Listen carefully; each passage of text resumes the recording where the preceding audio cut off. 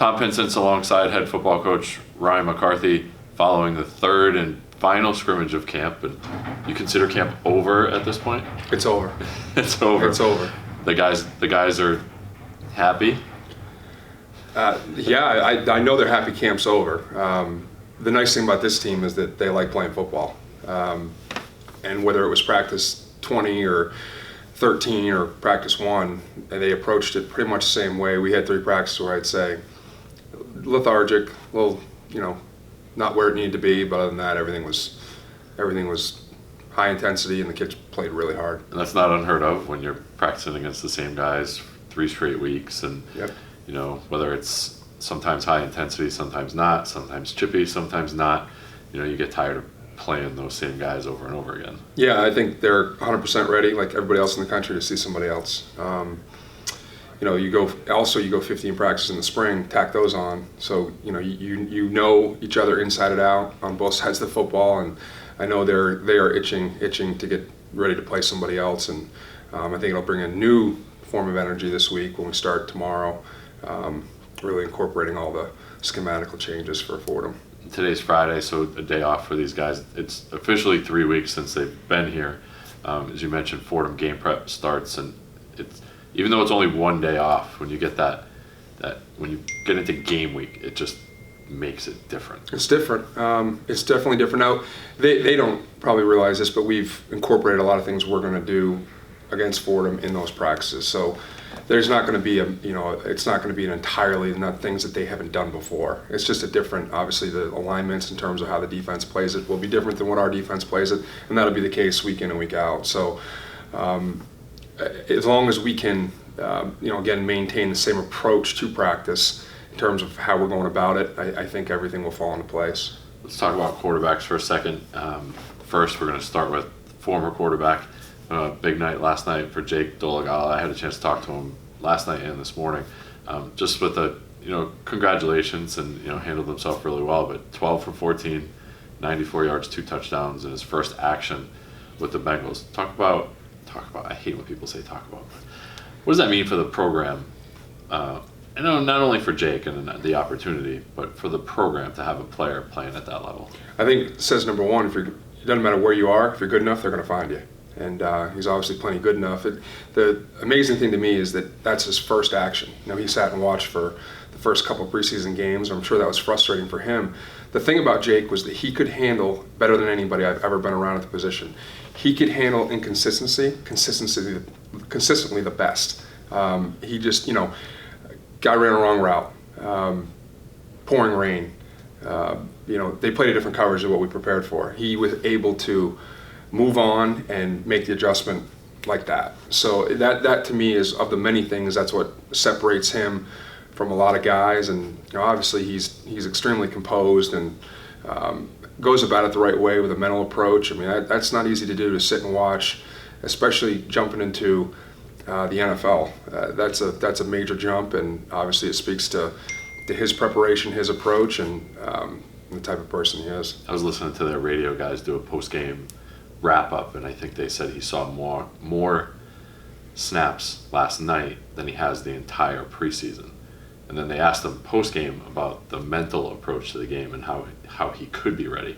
And he talked a lot about, just waited for my time. I waited for my time and waited for my time. And I think he showed that he's capable of playing with those guys at that level. Yeah, and he didn't have to wait very long here. I mean, he played obviously really early, and I think that obviously I'm sure that had a major part in his development. You play early, you get the jitters out of the way. I think his first start was Stony Brook in 2015.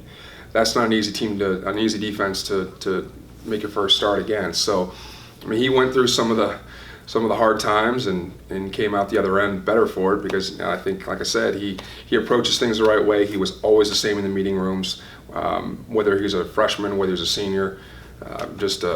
We're all excited for what he is doing and what he's going to become. So this Saturday night at Fordham will be the first time somebody other than Jake starts a game since that season that you mentioned, because he split time that season. Yeah. He didn't always start, but played about half the year. Right.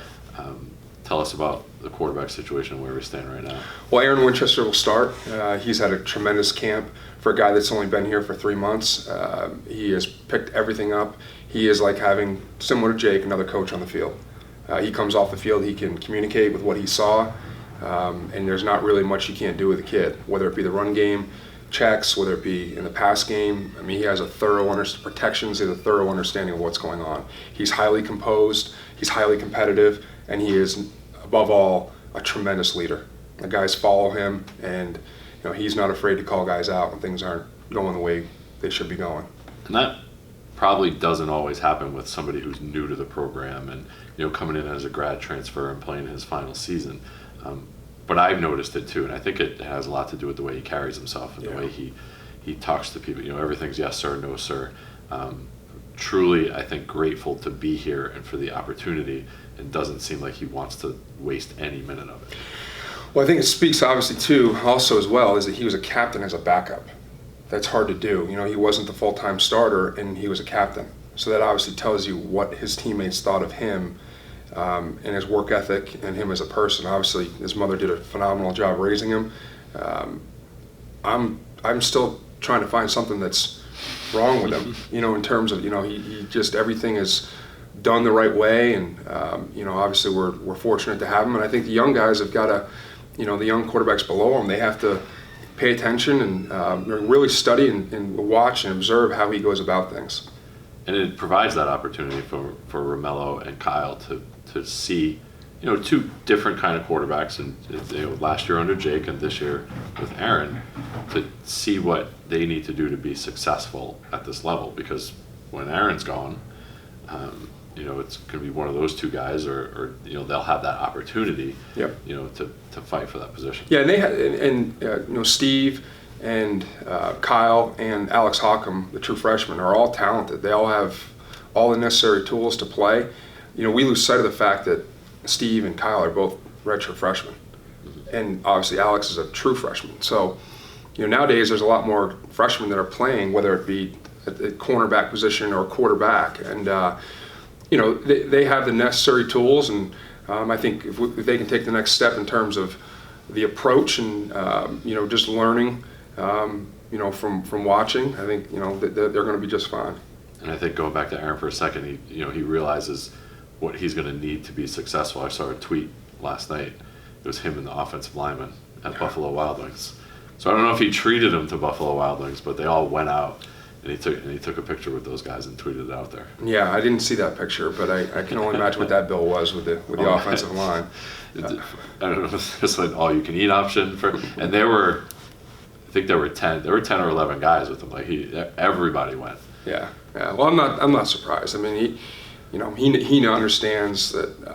Obviously it starts up front, and that group up front is a special group. They play together for a long time. It's a tight-knit group. The chemistry is really good.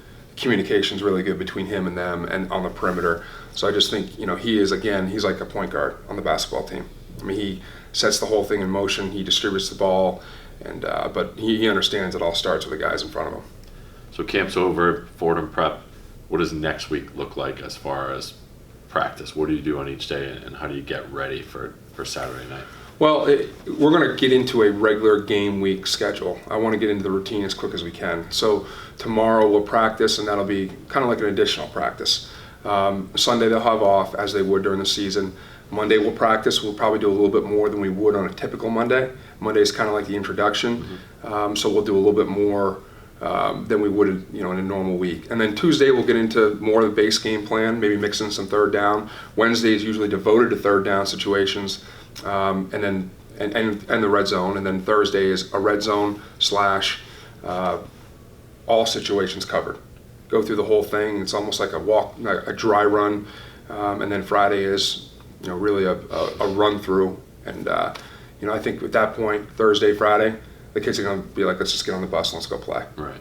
So there's only so much time, you can, run the same plays, and eventually you just got to go out and do it.